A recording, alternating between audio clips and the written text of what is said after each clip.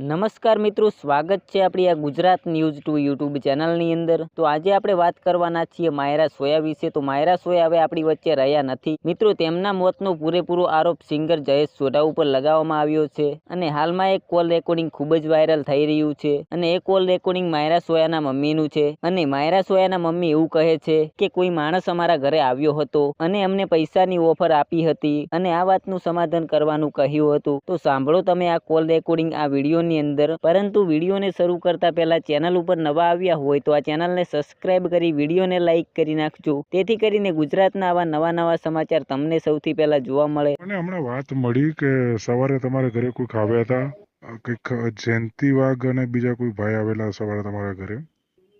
મને બીજા ભાઈનું નામ તો નહીં આવડતું સાહેબ, હા હા, પણ મારા ઘરે જયંતિ વાઘ આવ્યા। બરાબર છે। હવે તમારા ઘરે એટલે શાના માટે આવેલા? એમને મારા ઘરે છે ને મને એમ કહ્યું હતું કે કાકી કીધું, ઘડીક માસી કીધું કે તમે મને ઓળખો છો? મેં તો હા ઓળખું છું। ઈ જયંતિ વાઘ એના જમાઈ છે અમારા મરાવાડીના। બરાબર છે। એટલે અમે એમને ઓળખીએ, અમારા નાન પીઠાની ચાલીના જમાઈ છે એટલે અમે એમને ઓળખી કે હા બોલો। બરાબર। મારી છોકરી આ માયરા, હા હા હા, એમની ત્યાં સિંગિંગ શીખવા જતી હતી। બરાબર, જયંતિભાઈ વાઘને ત્યાં?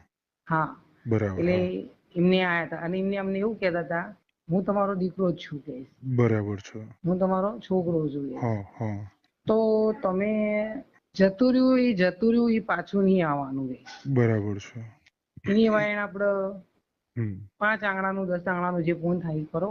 બરાબર છે કે તમારી 3 છોકરી, હા તમારો દીકરો, હા તમે 2 માણા, હા, એનો વિચાર કરો। બરાબર છે। અત્યારે બધા બહુ માણસો આવશે, હા હા હા, તમને આમ કહેશે તેમ કહેશે બધું કહેશે, પણ તમે વાયનો સમય જોવો। બરાબર છે। આગળનું ના જોવો, પાછળનું જોવો। પાછળ તમારું જોવાનું। અત્યારે તમારા બધા આવશે, મીડિયા વાળા આવશે, હું આવીશ, બરાબર છે, પોલીસ વાળા આવશે, વકીલ, બધું તમને બધું ફ્રીમાં મળશે। બરાબર છે, પણ પાછળથી તમને બધા જતા રહેશે ને ત્યારે તમારી જોડે કઈ નહીં રહે। બરાબર છે। એની કરતા એકબીજા જોડે બેહીને ન્યાય લાવી દો।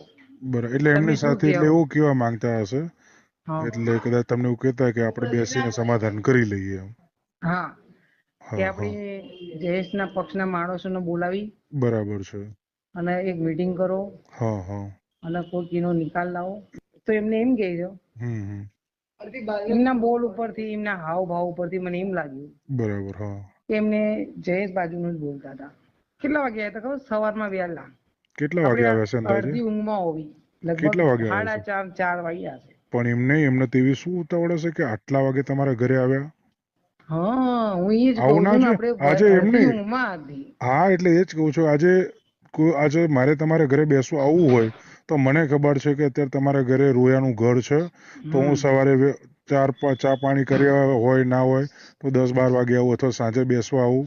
હવે તમે કહો છો કે એ સિંગર છે, હવે એમને એવી તો કેવી ઉતાવળ હતી કે એમને તમારી સાથે વાત કરવા માટે નતા રહી શકતા ને અડધી રાત્રે તમારા ઘરે આવ્યા? એમને એમ કીધું હતું હું ક્યાંક આબુ પ્રોગ્રામમાં હતો તો અને મારો શો અત્યારે પૂરો થયો અને હું આબુથી હમણાં જ આવ્યો અને ડાયરેક્ટ હું તમને મળવા આવ્યો। તો પણ સવાર તો પડવાની જ હતી ને? હા, પડવાની જ હતી સવાર તાત્કાલિક તો। કેમ મળવાનું હતું એવું કહું? હા હા હા, અને બીજી જે વ્યક્તિ હતી તેનું નામ તમને નથી ખબર? ના, એમની જોડે એક વ્યક્તિ બીજું હતું પણ એમનું નામ મને નહીં આવતું। આ જયંતિ વાઘની આ પહેલી વાર મારા ઘરે આવ્યા છે। બરાબર, હું કઈ હવે ઓળખતી નથી, ઓળખું છું પણ હા હા, એટલે આવી રીતે એમ કે તમારા સંબંધ ના હોય રોજ મળવાના? ઓળખતા હશે, બાકી મને તો એટલી ખબર કે આ જયંતિ વાઘ છે એટલી મને ખબર છે। બરાબર ત્યારે છે। કોઈ દાડો મેં વાત બી નથી કરી ભાઈ આગળ। હવે તમને એમને પૈસાનું કેવું કોઈ પ્રલોભન આપ્યું હતું?